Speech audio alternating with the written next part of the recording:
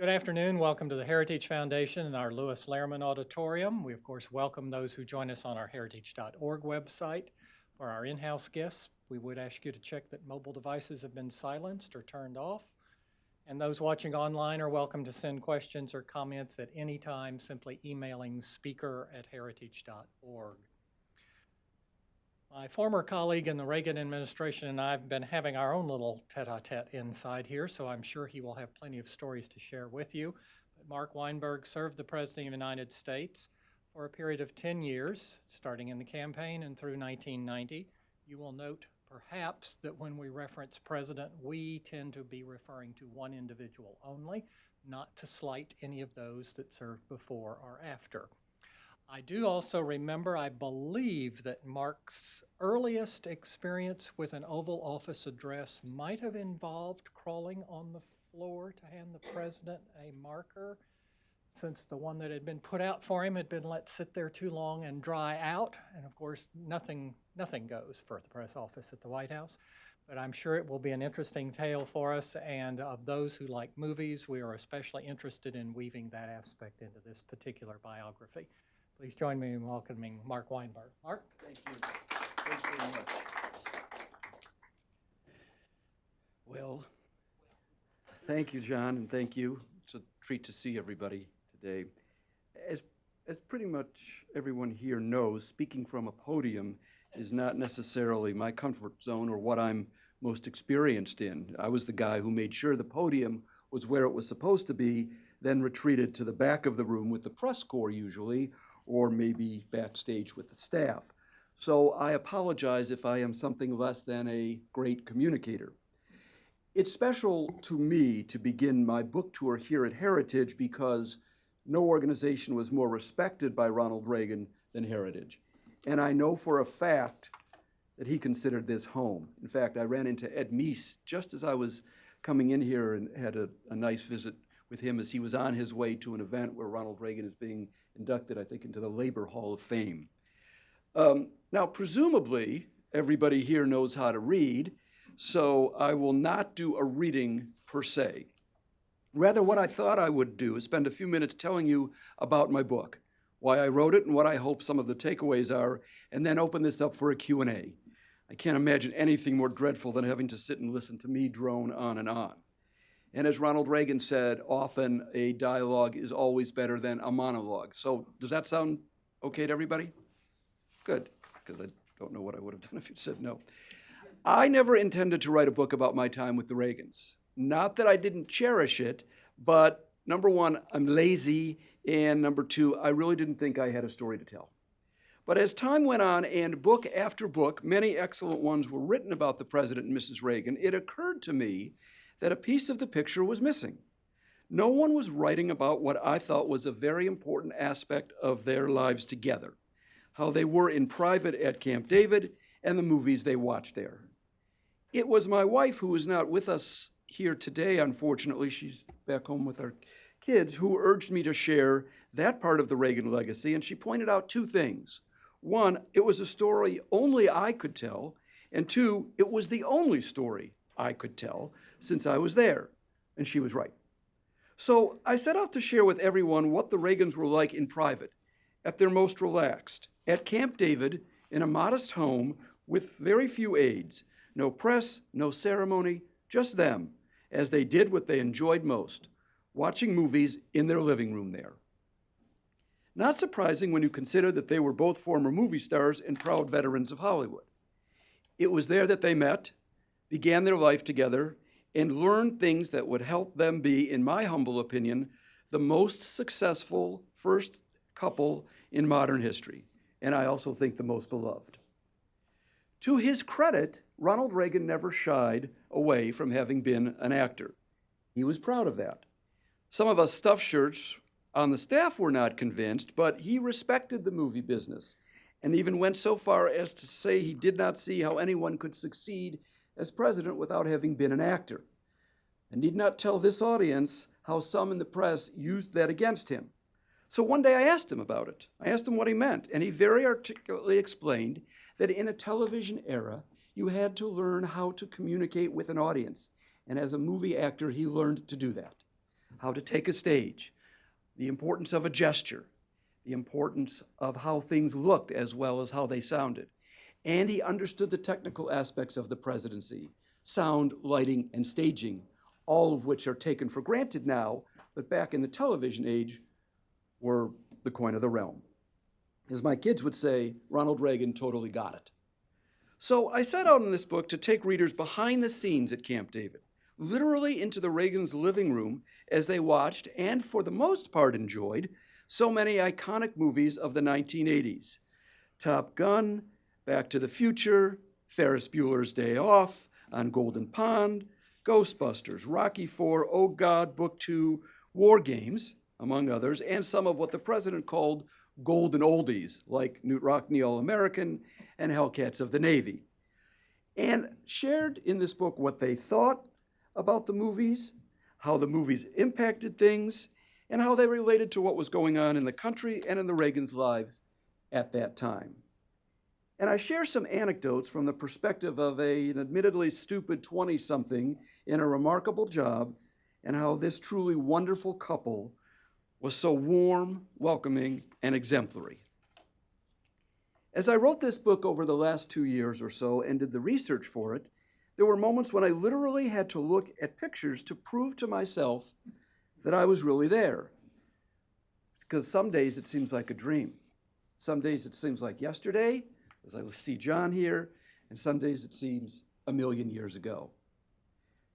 Perhaps the most gratifying aspect of writing Movie Nights with the Reagans came toward the end. Mrs. Reagan was kind enough to grant me an interview. I believe it was her last for this book at her home in Los Angeles. You can read the introduction for the details, but it was clear to me that she was excited about what I was doing and believed it was a story worth telling. She shared memories of their years in Hollywood together, commented about how the movie business prepared them for the White House, talked about how special the movie nights were at Camp David to her and to her husband, and even under some gentle pressure, told me what her favorite movie was. I wish I had finished the book in time to deliver her a copy. But things did not work out that way. That's okay, because the legacy of Nancy and Ronald Reagan lives on in organizations such as Heritage, in patriots such as you, and in books such as Movie Nights. Your presence here today is indicative of your respect for an extraordinary man and woman who literally changed the world. Many of you here today knew the Reagans well and know that at the end of the day, they were just people. Great, yes, but just people who liked nothing more on a Friday or Saturday night to sit on a couch in their living room, put their feet up on an ottoman, exhale, and watch a movie. I hope my book takes you there with them. Thank you for being here. I think that's about enough of a speech from me. I am happy to share stories, answer questions, be responsive to anything you might have. And I'm going to start. Okay. You'll have to get a word in edgewise, folks. Classics. I think you have in here that they watched 363 movies or something like that during the period, so he's got plenty of future chapters. Casablanca, Jimmy Cagney, they would have probably watched, and Hitchcock, or any of those that people would know. I'm just curious. I'm thinking about the ones that aren't in here. Oh boy, yeah, they did. They did watch some of those. I don't remember if there were Hitchcock movies or not. I have to go back and look at the list. Does Dylan know by any chance? Did they? I don't remember. I focus so much on what what I remembered watching with them, but they did watch some classics. They did. I just don't remember if there was a Hitchcock one there or not. Well, now, you fell asleep during Showboat. Yes, God, that was the worst. I mean, that movie was like, ether on a reel. But they loved it. They absolutely thought, wasn't it wonderful, wonderful? Yes, they loved it. And I fell asleep, and I woke just as the lights came up, and I figured, oh, good, nobody knew. I think Jim Kuhn or Dave Fisher, whoever was sitting next to me, realized it. And just as I was walking out of the cabin, the president says, you pretending it was a cabinet meeting? And because there had been this, this story that he dozed during meetings or things of that kind, which just wasn't true, although nobody would have blamed him at some of those budget meetings. But yes, I did. I slept through it. Now, you said you coaxed the favorite movie out of Mrs. R. Yes, the conversation. Don't leave us hanging. The conversation went something like this. So, do you have a favorite movie? Oh, I couldn't possibly choose. I said, really? None? No, there's so many. And they were reluctant to choose because they liked movies, they liked actors, they liked actresses, they had a lot of friends in the business. And I said, oh, really? Come on. I didn't want to leave this interview without getting this. And I said, well, how about Donovan's Brain or Day into Morning? And she smiled. Those are two movies she's starred in, neither of which I've seen, but she I didn't tell her. But or the next voice you hear. But Donovan's Brain and Night into Morning starred Nancy Davis. And she laughed and said, no. I said, no movie, really? You can't come up? Well, Annie Ronnie was in, of course. And I said, well, of those, which would it be? And then she hesitated and smiled and said, Hellcats. And now, I don't know that it could have been anything else. Well, they had a giant poster of it. They did, but she did say that was her favorite movie. And then, they had different recollections of it that they wrote in. He didn't like making that movie, and he wrote about that in his diary because he thought that the studio was cheap, and he said that they were more concerned about the budget than the storyline. And when in researching this book, we discovered that he was not a big fan. It turned out to be his last movie, and he enjoyed making it with her. And all she did was remember it fondly. The scenes with Ronnie. Even when I was pretending to say goodbye to him, I still cried. I just couldn't help myself, and everybody would laugh. And they filmed it at night, I think, on one of the docks or shipyards somewhere in California. But they had different. He had some bitterness about the studio. I thought Killers. I think Hellcats. One of them was made for star, the other one that he's supporting player was made. Right. Because he hated Killers. Yes, and and then he hated the fact that if you had been on TV for even a minute, then Hollywood didn't want anything to do with you if you had lowered yourself. And then ultimately, of course, television is what saved the career as he moved on. But, until Bonanza. Yes. Or Gunsmoke. No, Bonanza. He even beat out Gunsmoke. Questions from the audience. Jim Phillips is here. My heavens. Sure, Al. Killers, my understanding was, that was made actually during the that was like, he played a villain, or, I don't know if that was the only, I know he didn't normally. Is that the one where he kind of role. slapped Angie Dickinson? Yes, he slaps And Andy. Lee Marvin was in that, I think? Yeah. But that was not available, was it, for any kind of public consumption during those campaigns? I know during his presidency, you couldn't. We didn't see it that I You've never recall. seen it yourself? I've seen it, but much later. Did you And it ever was find out? He didn't. it was just not a comfortable role to be a villain. Every actor wants to play one. They don't want to be typecast, but that just wasn't him.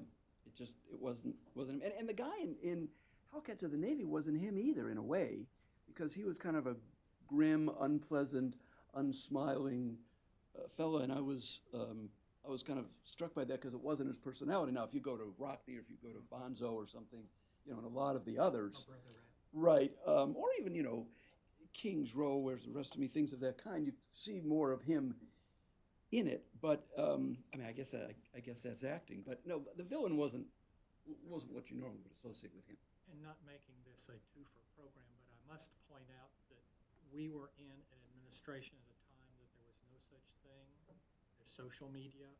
Bring it up on Amazon, get the movie overnight, watch it online or whatever. So if it wasn't replayed on television, chances are almost no one got to see it, Right. unless you had your own copy.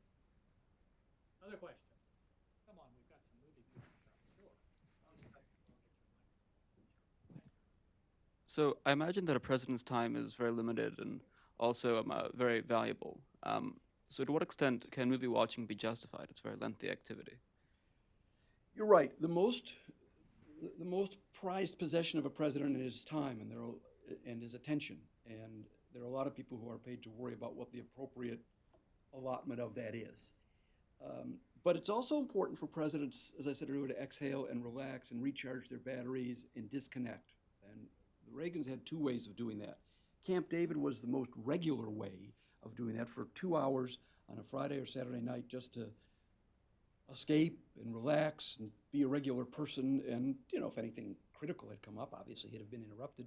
And he did that at the ranch too. And they used to refer to it as that's where he would go to recharge his batteries, because just by virtue of being a human, no one can keep up a 24-hour pace. You need to eat right and get your rest. And this was a way for him to kind of unwind and relax. So when it was time to go back to work, he was in good shape to do it. It wasn't, now, if he had sat at Camp David all weekend and watched movies from morning to night, you could say that, it's a little frivolous. I mean, the presidency's a job. But the truth of the matter is, it was just at night, and it was one movie a night. There were no double features that I recall.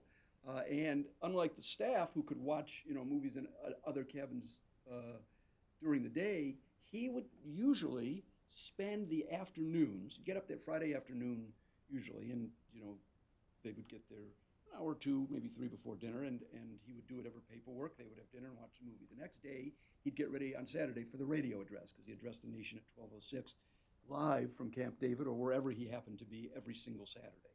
So Saturday morning, he would go over the radio speech and so forth. And then in the afternoon, if the weather was nice, they would take a walk, which they can't do when you live in the White House, or sometimes horseback ride. But then he would come back to Aspen, and the briefcase would be open on an ottoman or on the couch next to him, and he'd do what he called his homework. And it would be briefing books or paperwork or memos. There would be phone calls back and forth, and then dinner and the movie. And then on Sundays, he would often watch the shows, read several papers, and then come back to work. So it was, the job goes with you wherever you go. But the short answer to your question is, I think it's important for even presidents to relax from time to time. 363 is a large number, but that's less than one a week for an 8-year term. Right. And they didn't watch him at the ranch either. Just to go on to how these were very much working weekends, punctuated by the diversions of movie watching. There were often guests at Camp David, other notables or folks who'd worked on the campaign, or other people involved in the Reagan orbit, or even other foreign leaders. Can you talk about who some of your favorite guests at those weekends were? They had several foreign leaders there. Margaret Thatcher was there. Prime Minister Nakasone was there. President Lopez Portillo of Mexico was there. It was the exception rather than the rule, so it was a big deal when they took a world leader to Camp David. The Reagans loved showing off this very modest retreat. He especially liked to take the world leader in a golf cart and drive them around, which made Thatcher's security people a little anxious. But he liked to do that. When the helicopter came into the landing zone, he would take her in the golf cart and drive her around and give her the Camp David jacket with her name embroidered. And they loved showing it to people. They didn't, as a general rule, with the exception of those few world leaders, Thatcher and Nakasone, and I think it was Lopez Portillo, who was the president of Mexico, and they had special jackets made for Camp David for that visit.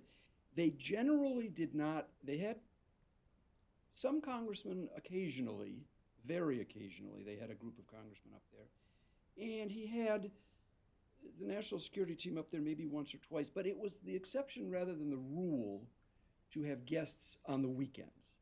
And people made a point of trying to leave them alone so that they could just, wear jeans and a nice shirt and tennis shoes and just kind of be as normal as a couple in their circumstance could be, and not feel that they were on display all the time. And similarly at the ranch, although at the ranch, when he would go horseback riding, the press discovered after a relatively short period of time, like the first day, that there was an adjacent mountain and a peak, and if you positioned yourself properly, you could catch the Reagans doing their horseback ride every morning. We used to refer to it as Invasion of Privacy Peak. And CBS, they got lenses, this is no exaggeration, they got the lenses that they used to cover the space shuttle, hauled them up to this mountain adjacent to the Reagan Ranch in California so that they could get him riding. And you'd see this wavy figure in the distance, I mean, the pictures were not even good, but they were there every single morning. And once, two things happened. Once, Mrs. Reagan made a sign that said, "Just say no," and held it up, so they had to film it. But that wasn't good enough for her husband.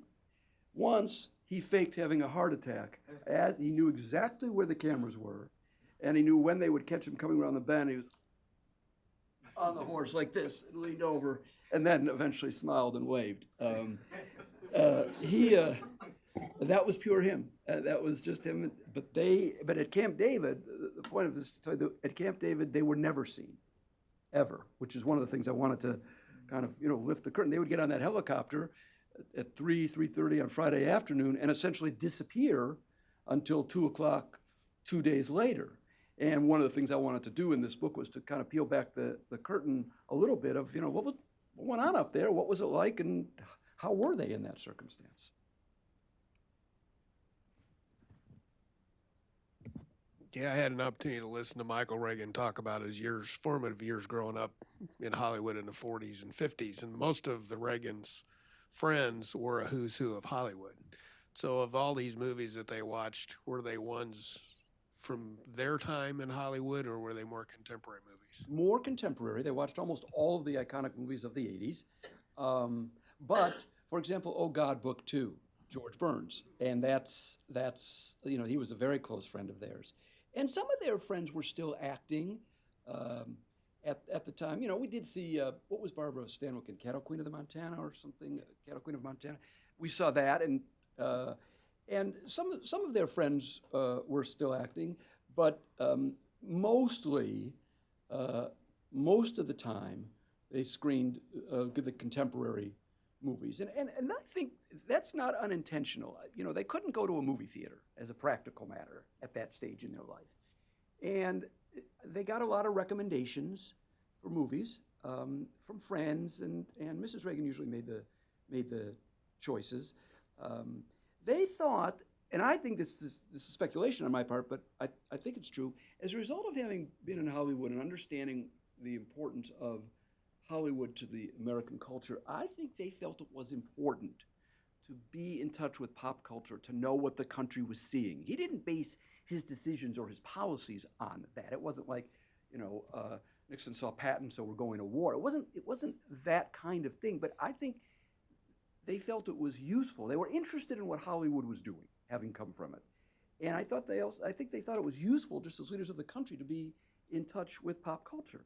Now, there were some movies of pop culture that disappointed them and frustrated them and worried them. And truth be told, they did have a higher comfort level with movies from their era, which is understandable.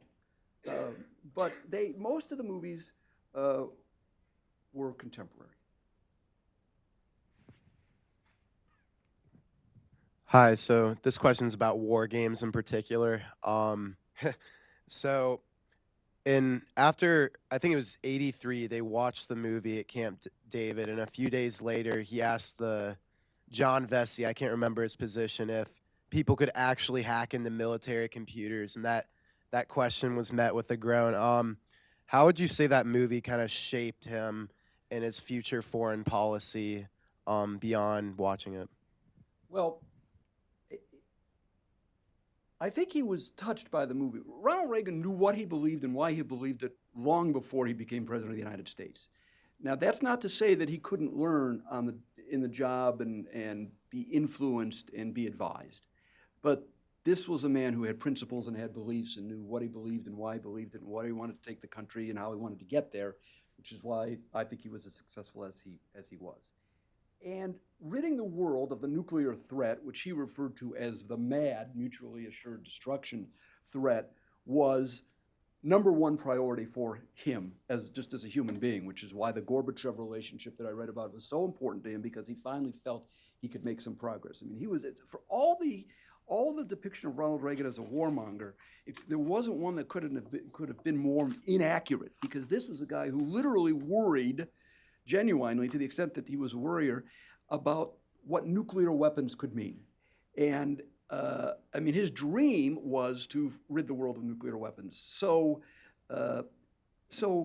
so War Games saw the movie. It was a fun movie, and at one point they said, "Get me the president," and I write that we looked. There was a phone next to him in the cabin, and we all looked at it, half expecting it to ring, and the ring top in the payphone, and all that kind of stuff. But what it did was it touched him because it made him think that, gosh, I'm doing everything I can to rid the world of the threat. Is it possible that somehow or another it could happen involuntarily? And it weighed on him a little bit. It didn't change any of his policies because he was where he was on nuclear disarmament and weapons reductions, but it was another thing that kind of confirmed his already existing anxiety about nuclear weapons and the need to rid the world of the threat. So it weighed on him that this, gosh, what if it happens and we can't pull it back? And the other idea that I think weighed on him, and this played into his strategic defense initiative known as Star Wars, was what if the missiles get launched and you can't call them back, which was one of the premises of that movie. How do you stop them? And wouldn't it be something if we could shoot them down from space? And everybody rolls their eyes at Star Wars. What is he talking about, shoot them down from space? Well, here we are in 2018, and there's a fellow on the North Korean peninsula who has threatened to send a ballistic missile to the United States. And what have people said? Can't we shoot that down from space? Now, what does that sound like? Sounds like, this Star Wars, which was dismissed as some... Sounds like Buck Rogers. Yes, as some movie fantasy years ago. And now, and the Israelis call it Iron Dome. There is, in fact, such a system, or one that's near it. So the long answer to your question is it weighed on an already concerned mind about it, and he was genuinely curious as to the possibility of an accidental launch. I don't know what he was told either. I wish.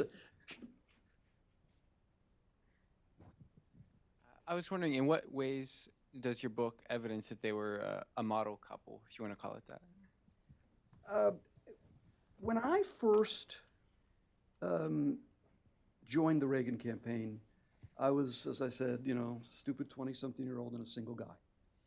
And I'd heard through, media about the Reagan's love story and the gays and how they were toward each other. And I thought, really? It can't be like that. I don't buy it. That's for the cameras. And when he would say, "I miss Nancy when she's just in the next room," I was like, oh, seriously? And I mean, I couldn't believe it. I didn't believe it. But then when I saw them at Camp David with no one around, no cameras, no, media, nobody to take notes, nobody observing them, they were exactly as they were in public. They sat on that couch together and watched movies and held hands. They would be in a room and they would whisper to each other or gesture to each other, or she would be in an elevator with him and straighten his tie. And she had a habit of saying, one of the scenes that I described between them is almost always when they would get ready to go out to an evening event, he would be ready and she wouldn't. And he'd be standing there like this, just like this, the agents and with whatever staff, and say, "Nancy, she's on the damn phone again." And he made it one word, the damn phone. And he would stand there and he would, on that damn phone again, and nobody would say anything with it. And then she would come out and she would look so amazing, and you could just see the displeasure melt away. And she would say to him, she'd had a habit of saying to him, "You look pretty, honey." And to him, about however he was dressed. And he'd say, "I'm trying to think if it's okay for a man to look pretty." And everybody would say, "It's fine, it's fine." And then they would hold hands in the elevator from the second floor of the residence to the car. There were agents and staff. This was not a fake circumstance. And the other thing I noticed about them was, if we were traveling and they were apart, they were a little edgy. They were a little irritable. They were, you could tell that they missed each other. And it just a little, there was a little, just a little edge to them. They weren't mean. They were never mean to their staff, ever, ever, ever. But you could just tell. And when Mrs. Reagan would get, I made a few, very few, as a former First Lady, trips with her independent of her husband. She did a big drug event in Chicago, and there was one other trip I went on with her. And the first thing she did when she got to the hotel, I have to call Ronnie. And she would pick up the phone, "Hi, honey." And they would talk. They'd seen each other 3 hours earlier, and 30 minutes later, she'd still be talking to him. It wasn't fake. And that's how I didn't believe or get it at first, but it was true.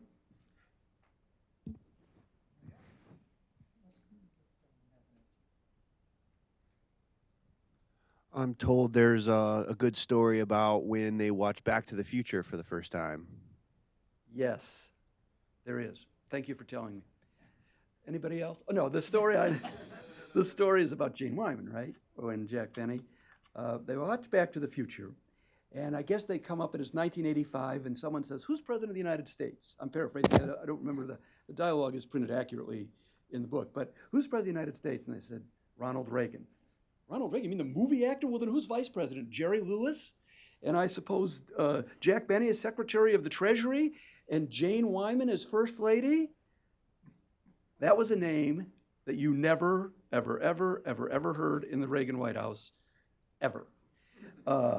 It's as if she didn't exist, and I'll tell you a funny story about her in a second that's also in the introduction of the book. And so we're in Aspen Lodge and watch this, and Mrs. Reagan's sitting right there, and she heard it as well as anybody else. We all kind of looked at each other, and no one said a thing, but you could kind of feel the oxygen going out of the room. We didn't know what the reaction was going to be. And usually at the end of the movies, the routine would be as soon as the lights would come up, two things would happen. The president would look at his watch to check the running time, always, of every single movie. They were students of film. This is the first thing he would do. Then everybody would stand up, mosey toward the fireplace near the front door, and talk about the movie and share opinions and things of that kind. So we got up, and no one said anything at first because it was just kind of this awkwardness hanging in the room. And then someone said something about, can you imagine Jack Benny as Secretary of the Treasury? And that just broke the ice.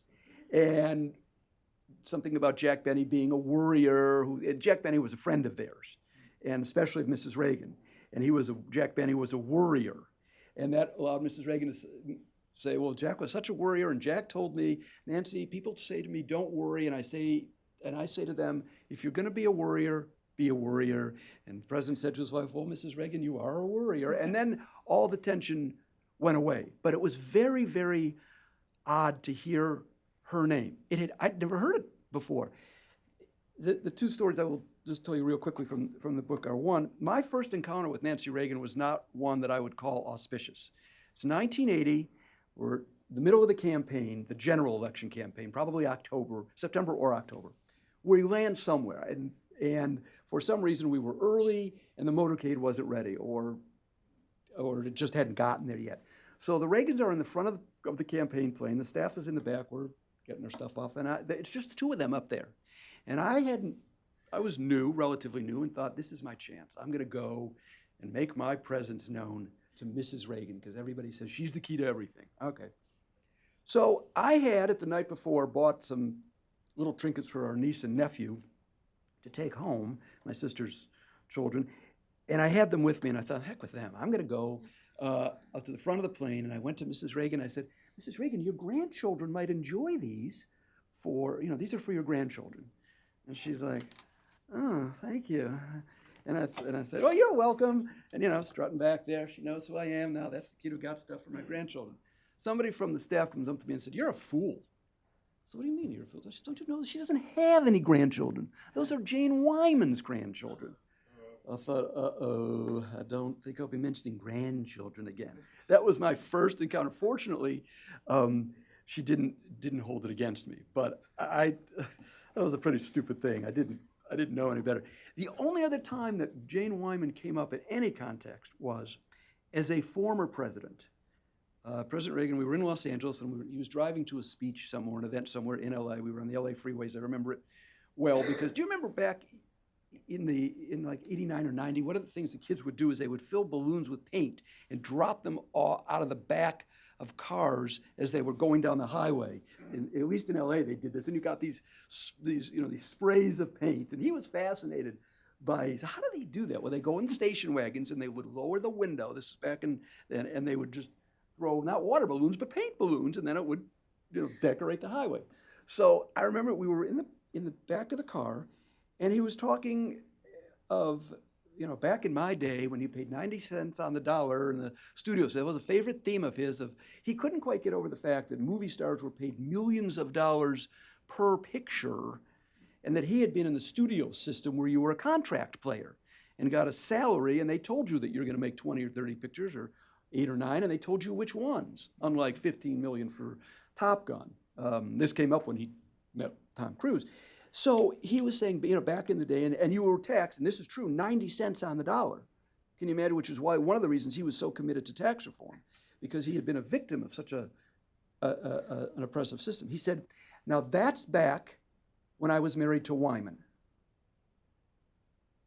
And he said, and I never heard him utter that name before or since, Wyman.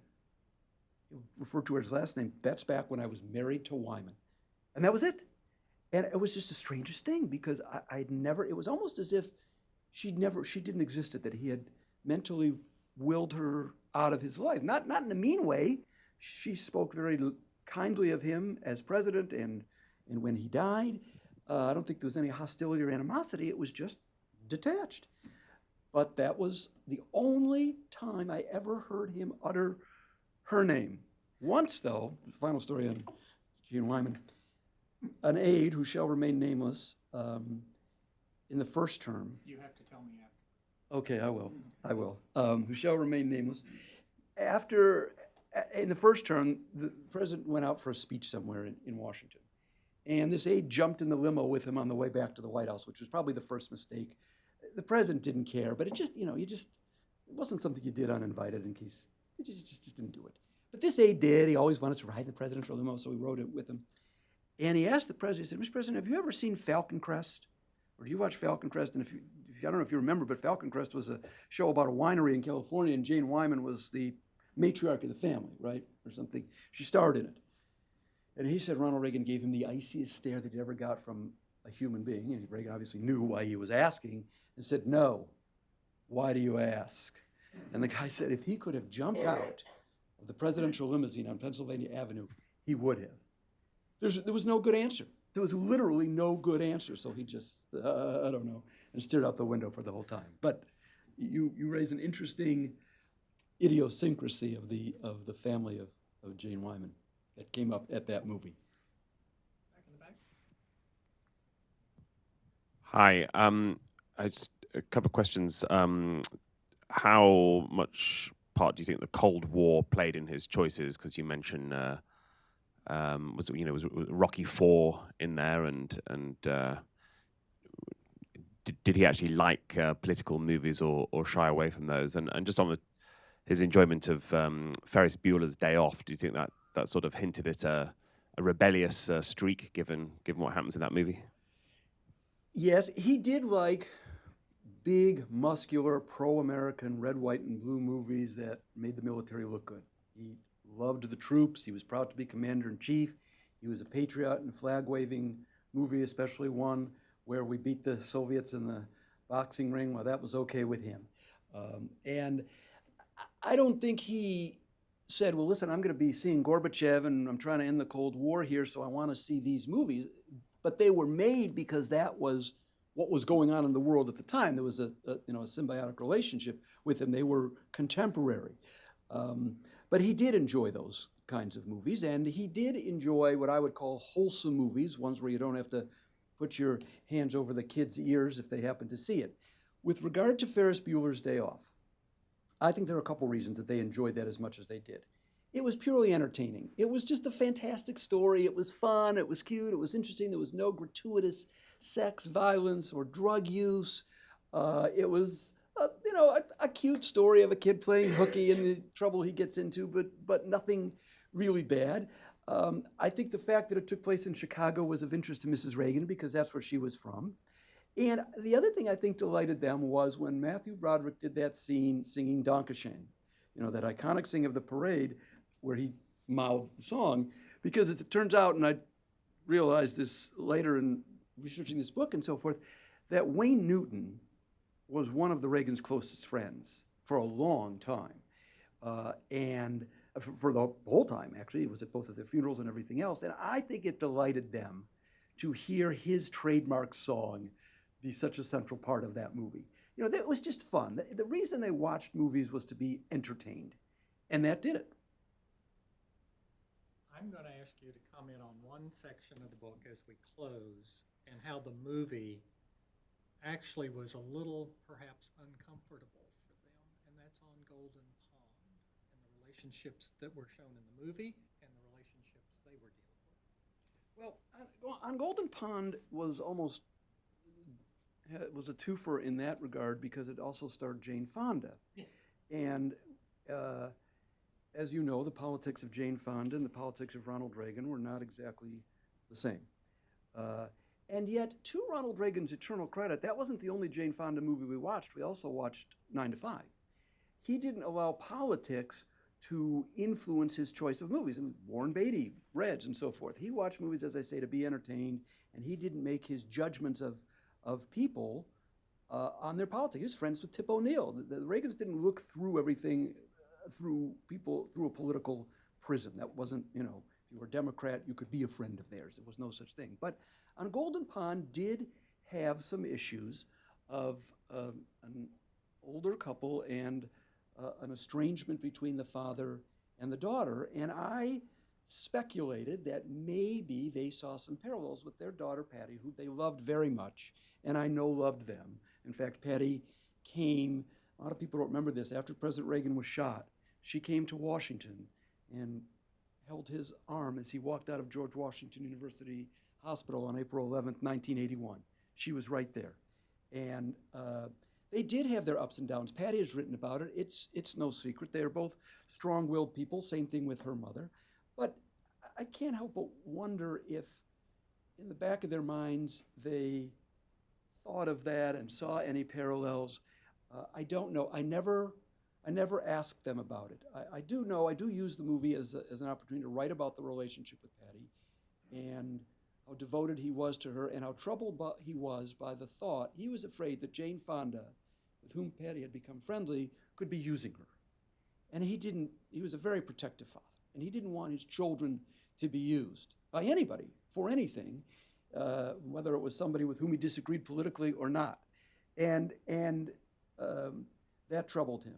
But, you know, I must say this, being a parent now, especially if you have a teenage daughter and a soon-to-be teenage son, I can't imagine what it was like to grow up as a child of Nancy and Ronald Reagan, except to say that Patty and Ron, at least, had to share their parents with the whole world, with the whole, not just the country, but with the world.